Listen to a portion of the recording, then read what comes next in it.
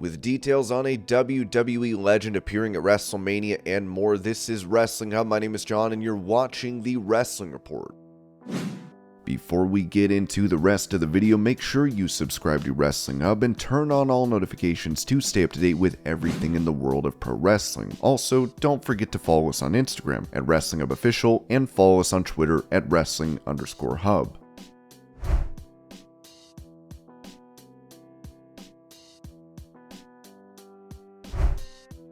Giving an update on plans for Ring of Honor, AEW President Tony Khan told Scott Fishman of TV Insider, "As I understand it, the numbers we already reached in a very short time are strong in membership and customer base, more than ever before. It's a great value to join Honor Club right now. We're going to be following up soon to talk about when the weekly Ring of Honor TV will launch and stream on Honor Club for sure. There are a lot of interesting partnerships and possibilities with great wrestling companies. Ring of Honor and New Japan Pro Wrestling had a great working relationship we are rekindling. We are looking to rekindle that long relationship. Ring of Honor may be in the strongest position they've ever been in its 20 years. It's the perfect time to take the training wheels off. We've created a lot of familiarity with the brand. It's also beneficial to both brands. For example, I had earmarked Claudio Castagnoli to be a top star for Ring of Honor, but when he had this mess of injuries back in June before Forbidden Door, he came to AEW. It really helped us and came into debut Ring of Honor. He ended up coming out a month earlier and cutting his vacation short. An example, having the two companies benefited us.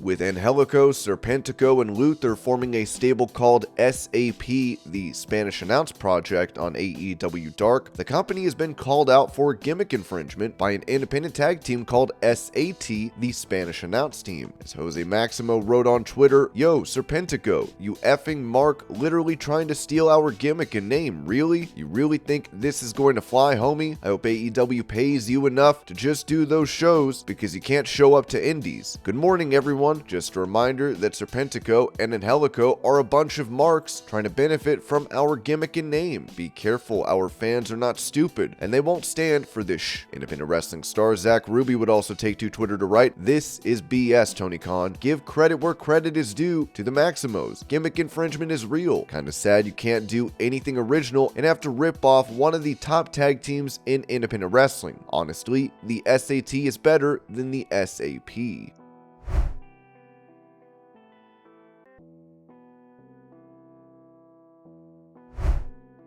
When it comes to an upcoming WWE event in India being postponed, the reason for this was revealed in the Wrestling Observer newsletter. The January 18th show that was scheduled for Hyderabad, India, where Sony 6, WWE's television partner, was bringing in WWE for a big live event to be built around the Indian talent and some of the other major stars, is now off. The decision was made by Sony 6, which is merging with Z in India, to hold off the show until the merger is finalized. The merger is expected to go through in April, so the show would take place after April.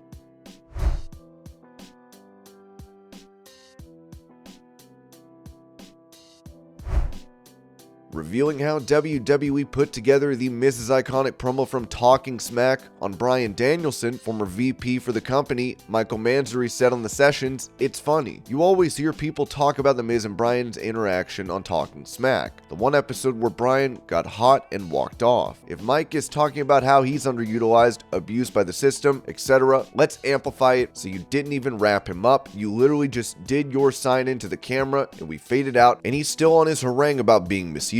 You could argue that a lot of Mike's frustrations at the time were legitimately coming out on the air, and he had every right to be, right? There was just something so organic about Talking Smack."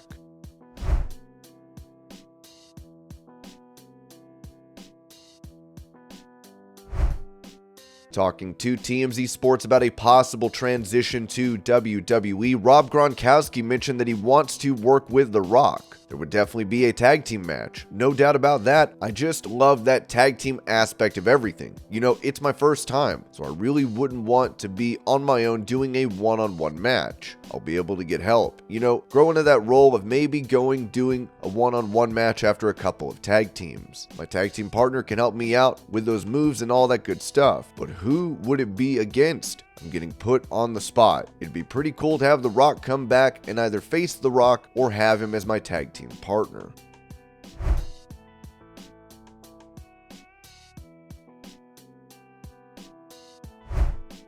Speaking about how he's feeling following his dog collar match with Cash Wheeler against the Briscoes, Dax Harwood told the Gentleman Villain podcast, "Well, the match, the outcome, I talked to Cash about this, and I always wondered why Bret Hart said the match with Steve Austin at WrestleMania 13 was his greatest match ever. I love the match. I think it's incredible. But I always thought, and he's had matches that were technically better than that one. But as soon as that bell rung, we were finished. I knew right then why he thought that was his greatest match ever. And I feel about the dog collar match. I think the dog collar match, and I'm not a gimmick wrestler. I'm not a blood and guts kind of wrestler. I'm a lock-up, gritty wrestler that tries to use wrestling holds or wrestling moves to tell the stories. But after that bell rung, after that last bell, I knew that was the greatest masterpiece I've ever structured and put together. It was a very emotional time for me walking to the back with those guys. It's very cliche for me to say, but it was indescribable. Physically, I feel like I was telling you before we started recording that I still have a huge bruise on my ass. My lower back is in shambles. That's the thing that I don't understand about some of the wrestling today, is that they take these bumps and they get these bruises in these matches and then they get right back up. We're kind of telling people that once you've fought for the last 30, 40, 20, however old you are years, it's true that it's fake, but it's not fake when I'm flying home in discomfort. It's not fake when I do get home and I can't play with my 8-year-old daughter because I feel so physically bad. That's one of the things that I wanted to express here, is that wrestling is an art form, and in my opinion, it's the most beautiful art form. But man, it does take a toll on your body.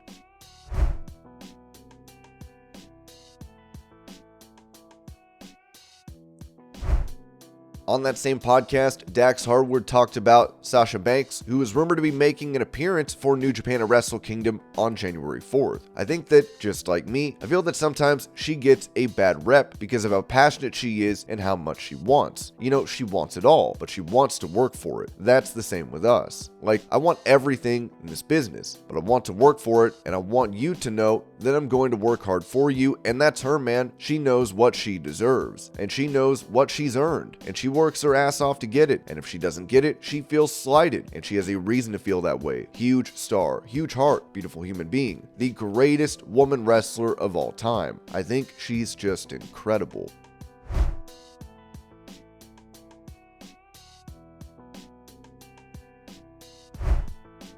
Touching on a time he called Sable to offer her a job at Impact Wrestling in the mid-2000s, Vince Russo noted on the Two-Man Power Trip of Wrestling podcast that Brock Lesnar, Sable's husband, answered the phone first and felt disrespected. I get a call from Kurt Angle, and Kurt said to me, "Vince, what did you do?" And I'm like, "Kurt, what are you talking about? What did you do? What did you say to Brock Lesnar?" I'm like, "What?" He goes, "Vince, this guy wants to kill you. You call him to speak to Rena. You don't introduce yourself to him. You don't have a conversation with him." And he says you totally disrespected him, and now he wants to kill you.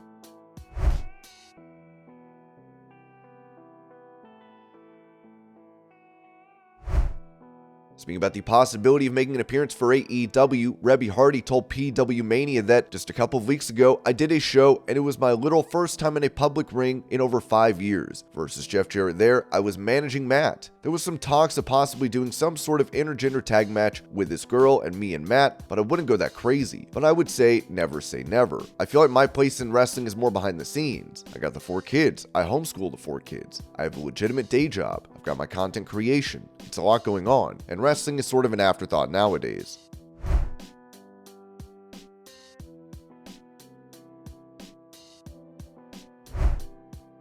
Giving her thoughts on former WWE star Mandy Rose, who she beat for the NXT Women's title, Roxanne Perez told BT Sport, "You know, Mandy is so amazing. She honestly is one of the best and sweetest humans I've ever met. Since the moment I stepped into NXT, it's nerve-wracking to be surrounded by people you've been inspired by, and one of my first few matches was against her for the NXT Women's Championship. She's always been so sweet to me. She's always given me the best advice. Before and after the match, she gave me a big hug. We were both crying together. It was cool because she was really happy that she was able to pass it down to me. I've gotten so close to her within the last few months. No matter what, she's going to be amazing and do amazing things."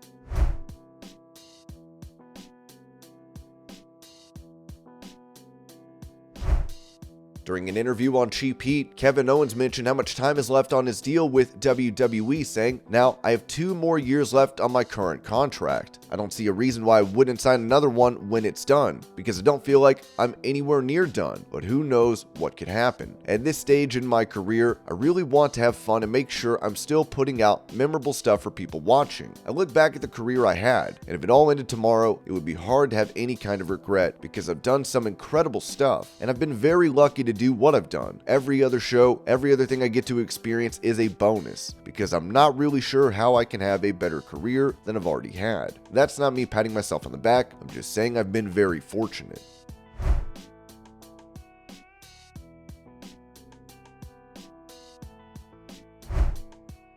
With it previously reported that John Cena is expected to be at WrestleMania 39 if he doesn't have other projects to work on, it was said in the Wrestling Observer newsletter that the belief is that Cena will be working WrestleMania, but what we were told is that he's working on a schedule to make sure it works, but the belief is that he'll get it done.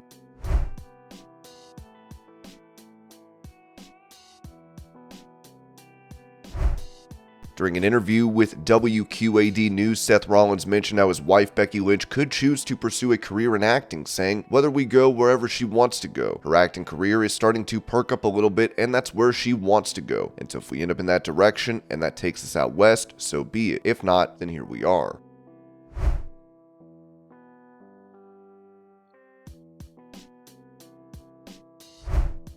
Speaking about the possibility of Mandy Rose heading to AEW after her firing from WWE, Eric Bischoff noted on his 83 Weeks podcast that, "I would say, Mandy, what are you talking about going to AEW? You're making more money 45 minutes a week than you could make in the next 2 years at AEW. And why would you do that? She's been to the mountaintop. Going to AEW would be a step down for her."